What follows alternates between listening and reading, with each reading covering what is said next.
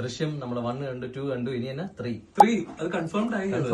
I am actually very excited.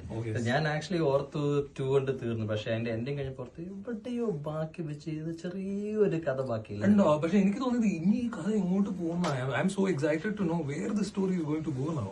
Mohanlal വേറെ എന്തൊക്കെ കുറിച്ചിട്ടുണ്ട്. ഇനി ലാലേട്ടനെ പിടിക്കാൻ സ്കോട്ട്ലൻഡ് യാർഡിൽ നിന്ന് ഡിറ്റക്ടീവ്സ് വരും. അവരെ കൊണ്ട് നടക്കുന്നില്ല. ലാലേട്ടനെ പിടിക്കാൻ ആർക്കും ആവില്ല മക്കളെ.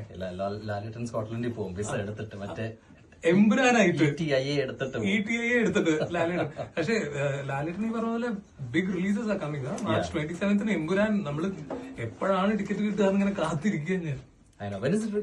മാർച്ച് 27. അധികം സമയമില്ല. ഒരേ ഒരു മാസം. ഞാൻ പറഞ്ഞില്ല, എനിക്ക് 2 മക്കളെയും കൊണ്ടുപോകണമെന്നുണ്ട്. ലൂസിഫർ ഞാനും മാനസിയും പോയി കണ്ടതാണ്.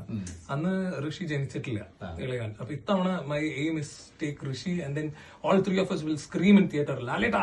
പിള്ളേർ മാത്രമല്ല, ഭാര്യയില്ല.